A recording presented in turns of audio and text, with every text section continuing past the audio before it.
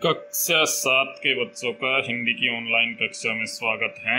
आज हम हिंदी का पहला पाठ पढ़ेंगे जिसका नाम है हम पंछी उन्मुक्त गगन के। तो सबसे पहले हम कविता गा लेते हैं, सभी बच्चे ध्यान से सुनेंगे। हम पंछी उन्मुक्त गगन की पिंजर बद्ध न गा पाएंगे, कनक तीलियों से टकरा कर पुलकित पंख टूट जाएंगे। हम बहता जल पीने वाले मर जाएंगे भूखे प्यासे, कहीं भली है कटुक निबोरी कनक कटोरी की मैदा से। स्वर्ण श्रृंखला के बंधन में अपनी गति उड़ान सब भूले, बस सपनों में देख रहे हैं तरु की फुनगी पर के झूले। ऐसे थे अरमान की उड़ते नीले नभ की सीमा पाने, लाल किरण सी चोंच खोल चुगते तारक अनार के दाने।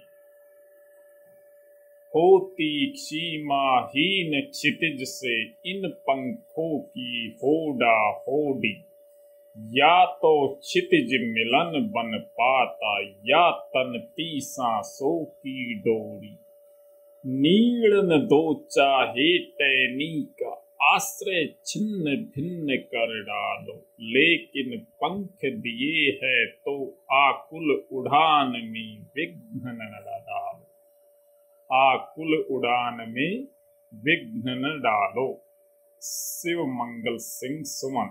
ये कविता शिव मंगल सिंह सुमन के द्वारा लिखी गई है। चलो हम इस कविता का भावार्थ समझ लेते हैं।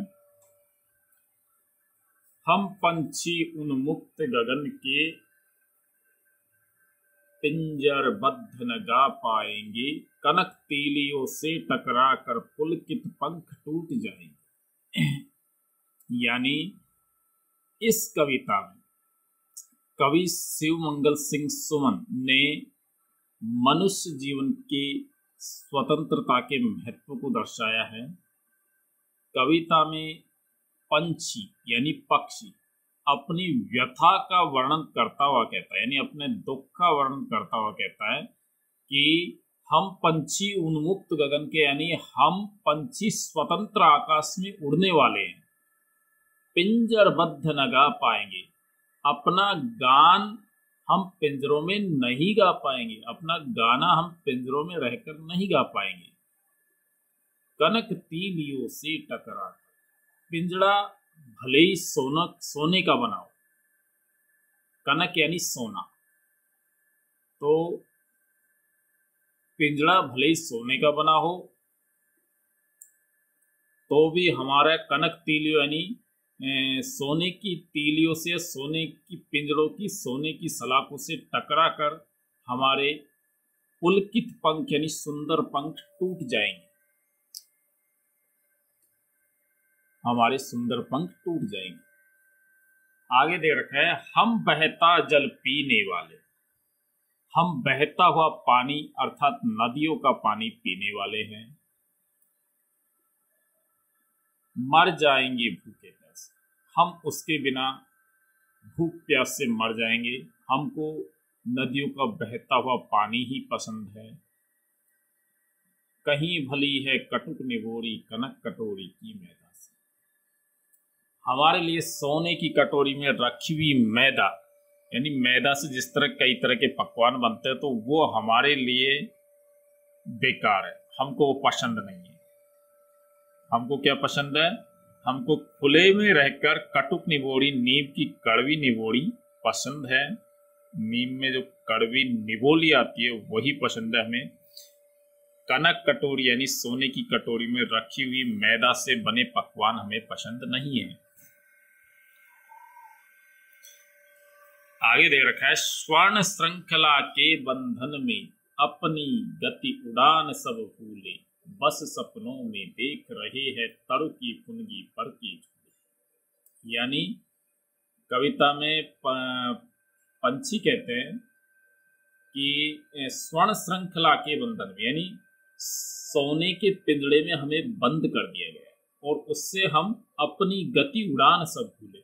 हम अपनी गति उड़ना सब भूल गए, बस सपनों में देख रहे हैं तरु की फुनगी पर के झूले।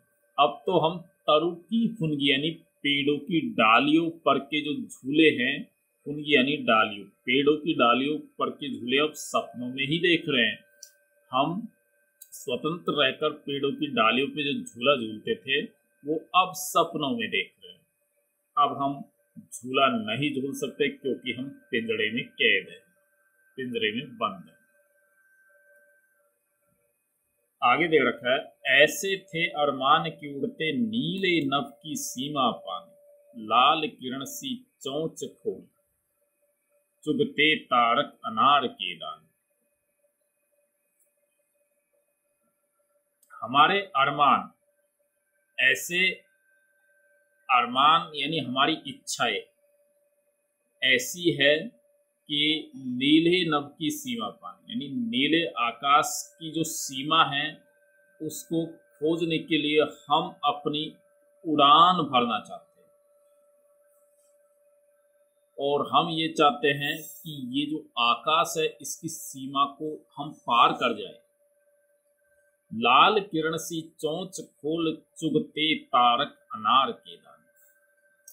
जिस तरह सुबह सूरज अपनी लाल किरणों से तारक यानी तारों को चुग लेता है, यानी सुबह सूरज के उगते सारे तारे जिस तरह गायब हो जाते हैं, ऐसे लगता है कि जैसे सूरज ने अपनी किरणों से तारों को चुग लिया है। लाल किरण सी चोंच खोल, उसी तरह हम सूरज रूपी लाल किरण की चोंच खोल करके और उन अनार रूपी तारों के दानों को चुग लेते हैं। या हम कह सकते हैं कि जिस तरह सूरज सुबह होते ही अपनी किरणों से तारों को चुग लेता है, उसी तरह हम भी अपनी लाल चोंच से अनार के दानों को चुग लेते हैं और वही हमें अच्छा लगता है।